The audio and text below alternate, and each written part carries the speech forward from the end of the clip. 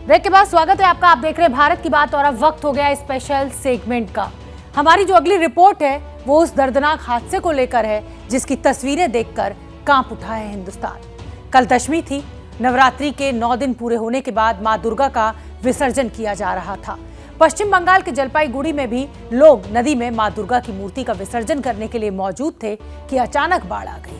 पानी इतना अचानक और रफ्तार में आया कि किसी को संभलने का मौका तक नहीं मिला। हादसे में 8 लोगों की जान चली गई और ऐसे हादसे पश्चिम बंगाल से लेकर हिमालय की चोटी तक हुए। तबाही की रफ्तार इतनी भयानक है कि लापता लोग जैसी तस्वीर पैदा हो गई है।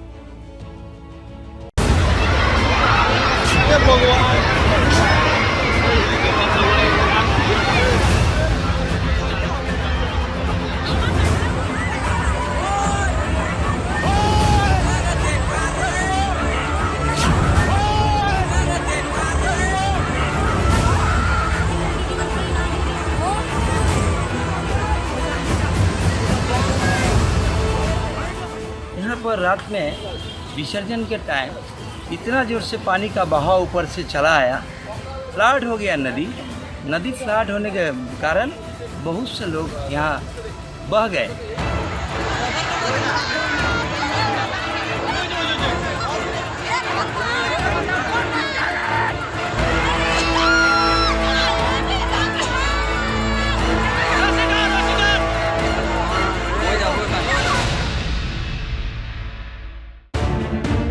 चारों तरफ सिर्फ चीखों का शोर गूंज रहा था।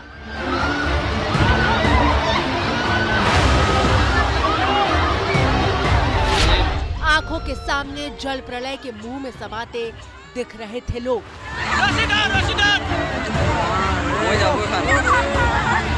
अच्छा नहीं लगे मौत बनकर आई लहरें जिंदगी को लील जाने पर आमादा थी।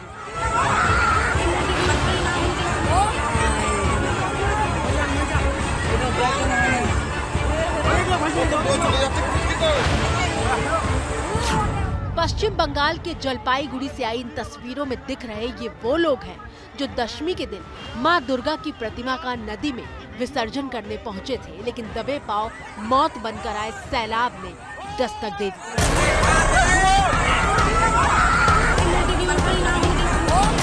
उसके बाद जो तस्वीरें सामने आई हैं, उसे देखकर हर किसी का कलेजा कांप उठा है।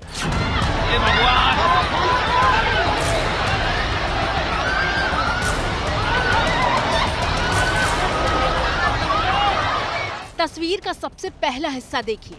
नदी के तेज बहाव में बैंगनी रंग की साड़ी पहने एक महिला फंसी हुई है जो मदद के लिए चीख रही है, लेकिन पल भर के भीतर वो तेज बहाव में समा जाती है।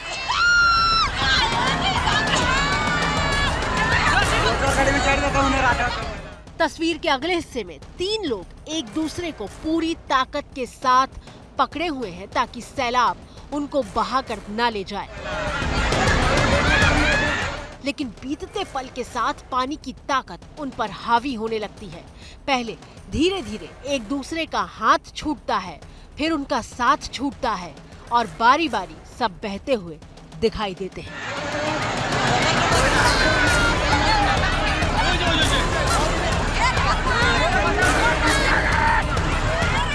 सांसें रोक देने वाली तस्वीरें देखकर लगता है कि काश इन्हें बचाया जा सकता। काश ये पानी में मौजूद रस्सी इन लोगों को बहने से रोक पाती, लेकिन सब कुछ आंखों के सामने हो रहा था और कोई कुछ नहीं कर पा रहा था।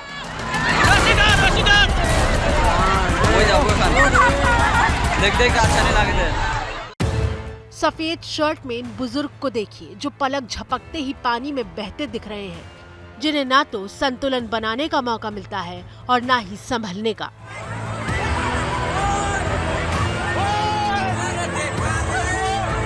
और इस तस्वीर में वो अकेले नहीं हैं। 1, 2, 3, 4, 5, 6 आप गिनती नहीं कर पाएंगे। 3-3, 4-4 लोग एक दूसरे का हाथ पकड़े हुए हैं और फिर भी पानी के साथ बहते चले जा रहे हैं। किसी का बच्चा आंखों के सामने बह रहा था तो किसी की माँ मदद के लिए पुकार रही थी। बहाव इतना अचानक आया कि वहां मौजूद लोग समझ नहीं पा रहे थे कि किसको बचाएं और कैसे बचाएं। तस्वीर का यह हिस्सा देखिए जहां तेज बहाव के बीच एक युवक छलांग लगाता हुआ दिखाई दे रहा है ताकि सैलाब में बहती हुई जानों को बचाया जा सके। तस्वीरें पश्चिम बंगाल के जलपाईगुड़ी के माल बाजार शहर की हैं, जहां माल नदी में हर साल की तरह इस साल भी दुर्गा विसर्जन के लिए सैकड़ों लोगों की भीड़ मौजूद थी। ये पूरी घटना बुधवार रात करीब 8:30 बजे की है।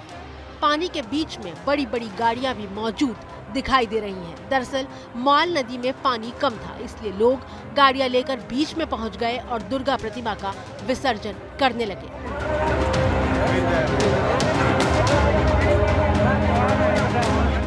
लेकिन अचानक नदी में फ्लैश फ्लड यानी सैलाब जैसा आया। पानी इतना तेज और अचानक आया कि लोगों को किनारे तक भागने का मौका नहीं मिला।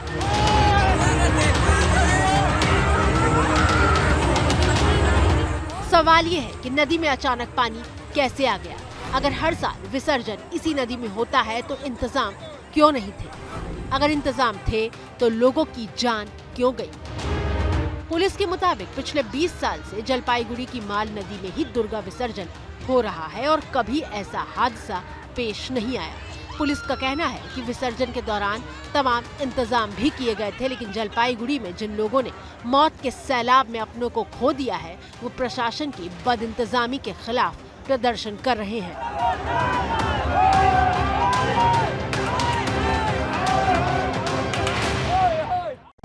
इनकी शिकायत है कि एक तो प्रशासन ने किसी तरह के इंतजाम नहीं किए और ऊपर से अपने ही परिवार को बचाने की कोशिश कर रहे लोगों को लाठी मारकर खदेड़ा। सबको लाठी चार्ज किया गया पुलिस का। जब भागो यहाँ पानी भर रहा है, उससे आदमी बढ़ रहा है वो नहीं दिखाई दे रहा है। जो बांध बांधा गया था पौरसभा से ऐसे करके प्लेन किया गया था, मुंह को बंद करके 2 बार टूटा है, हल्का हल्का पानी आ गया तो भी उसमें बालू डाल के रखा गया। डिजास्टर होता है, एक नियर टीम भी होती है जो वहाँ पे रेस्क्यू करती है, बचाती है। वहाँ पे रेस्क्यू टीम नहीं था सर, रेस्क्यू टीम नहीं था। आपने जो नेचुरल डिजास्टर हो सकता है, बाढ़ आ ही सकता है वहाँ पे, लेकिन एक आपको प्रोटेक्शन के लिए चाहिए कि नहीं चाहिए? एक रेस्क्यू टीम चाहिए।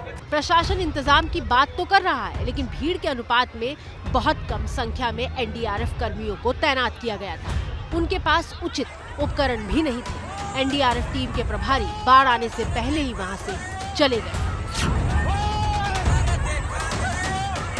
ये बदइंतजामी और लापरवाही इसलिए भी थी क्योंकि किसी ने सोचा ही नहीं कि नदी में मौत का सैलाब भी दस्तक दे सकता है।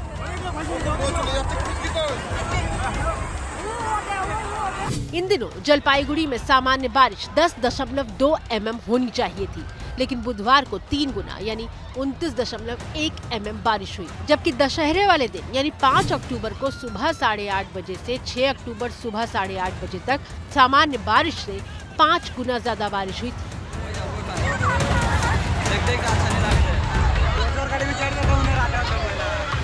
पहाड़ी इलाकों से पानी सैलाब की शक्ल में मौत बनकर नीचे बढ़ रहा था।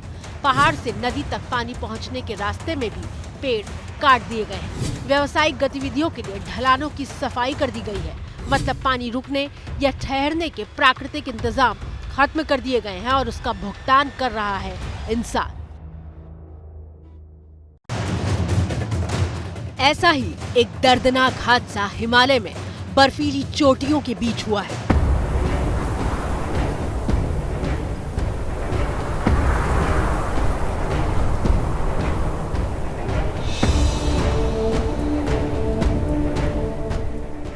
जैसे हम 5500 मीटर पे गए, एकदम से एवलांच आ गया।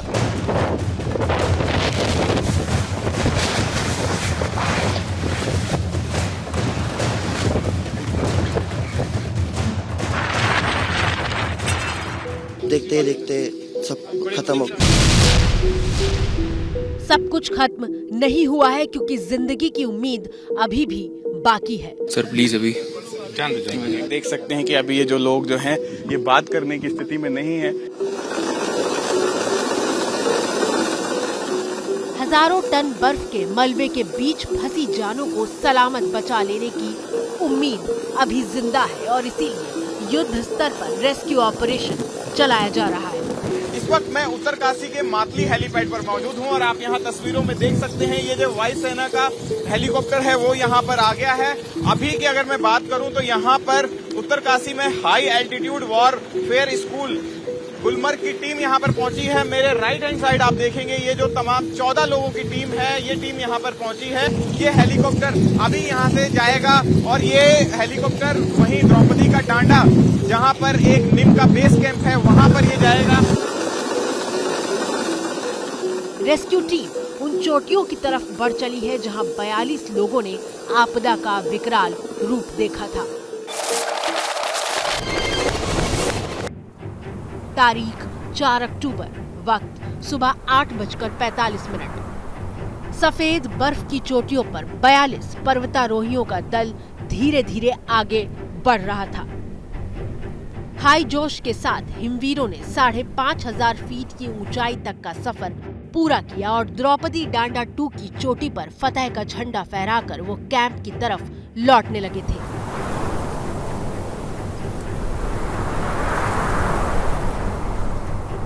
टीम जैसे ही डोकरानी वामक ग्लेशियर के पास पहुंची, बर्फीले तूफान ने अपना तांडव दिखाना शुरू कर दिया।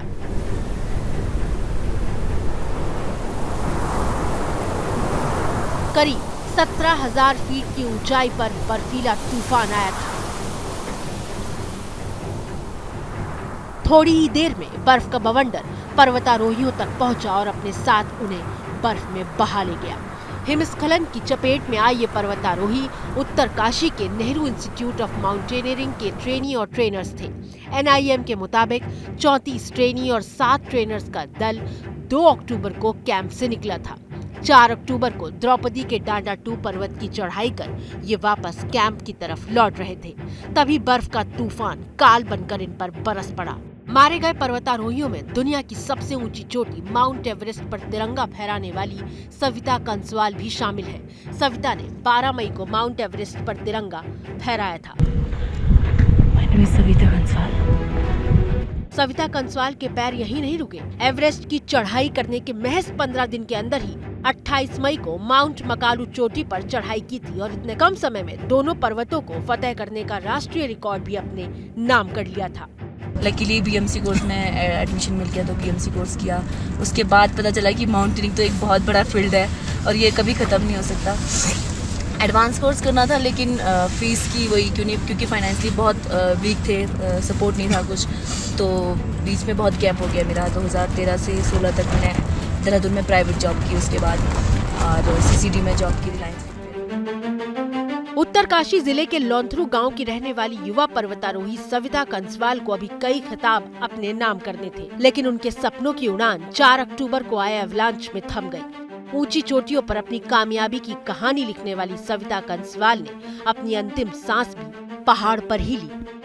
इस वक्त मैं मातली हेलीपैड पर मौजूद हूं। आप यहां पर देख सकते हैं ये वायुसेना का ALH हेलीकॉप्टर जो है, जहां द्रौपदी का डांडा जो पर्वत चोटी थी वहां पर नेहरू पर्वतारोहण संस्थान के जो कुछ जो माउंटेनियर्स थे वो फंस गए थे, उनको यहां पर लाया गया है। तस्वीरों के जरिए देख सकते हैं कुछ घायलों को यहां पर लाया गया है। ये जो कुछ लोग हैं ये देखिए आप यहां पर, ये 4 लोग जो हैं इनको यहां पर लाया गया है। कैंप से 2 अक्टूबर को रवाना हुई टीम से अभी भी कई लोग लापता हैं। अपनों के लौट आने की उम्मीद में परिवार दर-दर भटक रहा है। मेरा नाम जितेंद्र, मैं नैनीताल से आया हुआ हूँ और मेरा कज़न है शुभम सांगड़ी जो एडवांस कोर्स के लिए आया हुआ था और अभी तक मिसिंग चल रहा है, उसी का इंतजार कर रहे हैं। खराब मौसम की वजह से बार-बार रेस्क्यू ऑपरेशन को रोकना पड़ रहा है। इस हादसे में 16 लोगों के शव बरामद किए जा चुके हैं, जबकि 13 की तलाश अभी भी जारी है। खराब मौसम की वजह से सर्च ऑपरेशन रोक दिया गया है। कल फिर से तलाश शुरू होगी, लेकिन मुश्किल ये है कि उत्तराखंड में बारिश का रेड अलर्ट जारी कर दिया गया है। अगले 3 दिनों तक भारी बारिश की चेतावनी है, जो रेस्क्यू ऑपरेशन में रोड़ा बनेगी। तो भारत की बात में फिलहाल मुझे दीजिए इजाजत, कल फिर होगी मुलाकात। तब तक के लिए नमस्कार। क्या मजबूरी है मेरी, बताइए। मैं अभी आपको बताती हूँ कि मैंने ओए होए होए होए नमकीन के चटकारे लेते हुए टकटकी मार के डिबेट शो को पॉज रिपीट कर करके देख रहे हैं जोगिंदर जी। इनकी तरह आप भी देखें अपनी फेवरेट डिबेट्स को रिपीट कर और डाउनलोड कीजिए एबीपी लाइव ऐप अपने स्मार्ट टीवी पर।